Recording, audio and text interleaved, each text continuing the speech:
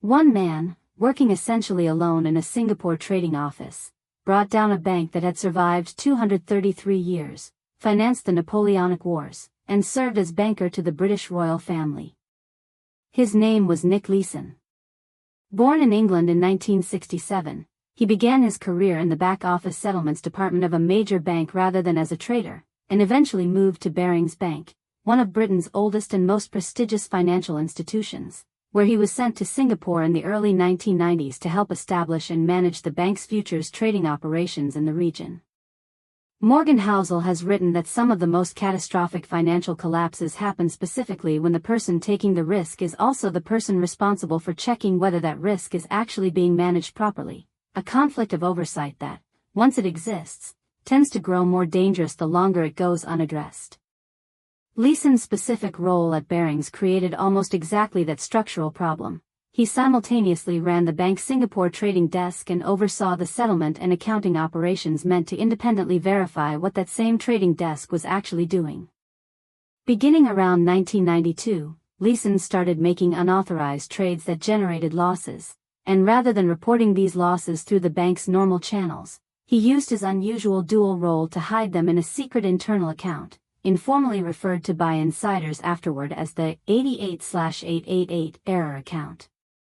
He then continued trading aggressively, attempting to recover the hidden losses through increasingly large, increasingly risky bets on Japanese financial markets.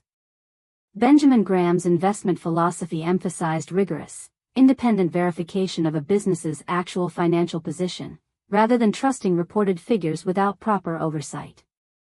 Barings' internal structure represented an almost complete failure of exactly that principle.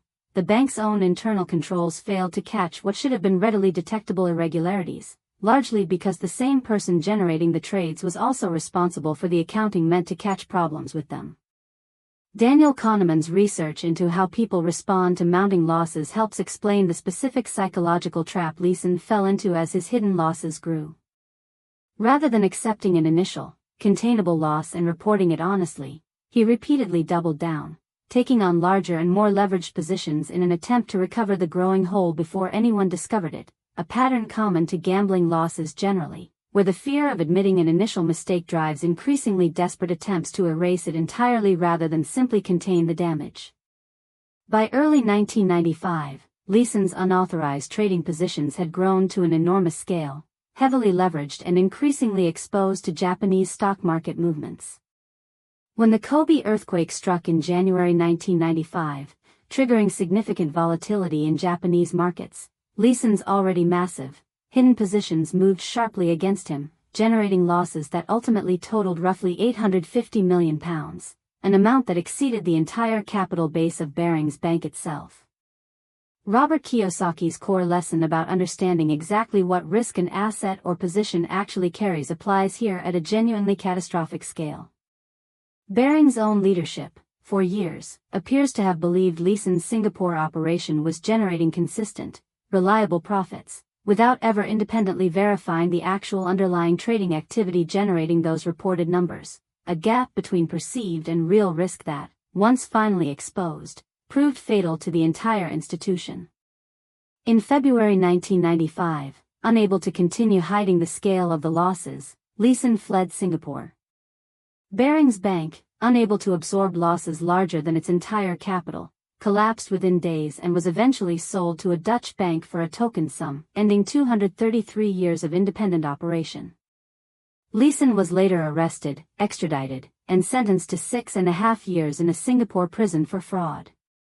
Here's an honest complication worth including, since Leeson's story is sometimes told as though he acted with complete, calculated malice from the very beginning. Leeson himself has stated in later interviews and his own memoir that his initial unauthorized trade stemmed from covering a colleague's smaller error rather than from an original intent to defraud the bank, and that the situation escalated specifically because he found himself unable to admit the growing losses once the initial concealment began, a pattern that doesn't excuse the fraud, but does complicate a simple narrative of premeditated villainy from the outset.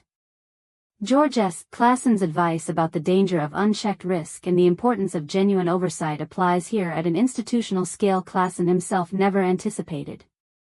Barings' collapse illustrates, in the starkest possible terms, What happens when an organization allows the person taking risk to also be the person verifying that risk? A structural failure that made Leeson's specific deception possible, and arguably nearly inevitable, once it began. This isn't a simple story about one uniquely dishonest trader destroying an innocent bank through pure deception alone. Barings' own internal controls and oversight structure created the specific conditions that allowed a single trader's escalating losses to remain hidden for years, rather than being caught and contained early.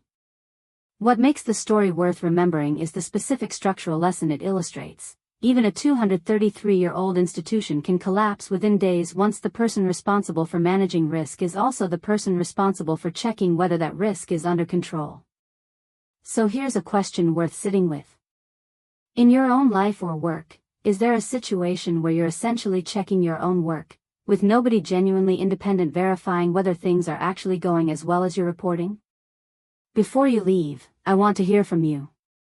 Have you ever hidden a small mistake, hoping to quietly fix it before anyone noticed, only to watch it grow into something much larger than it would have been if you'd simply reported it honestly from the start? Read a few comments before you go. Some of the most honest confessions on this channel come from people willing to admit exactly how a small, hidden mistake eventually spiraled. Next week, I'll pick one comment and send its author one of the books that inspired this channel.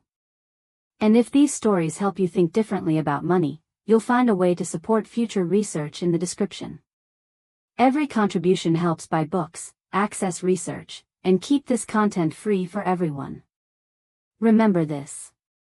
Barings Bank didn't survive 2 world wars only to be destroyed by a market crash. It was destroyed by one small, hidden mistake that nobody independent was ever positioned to catch in time.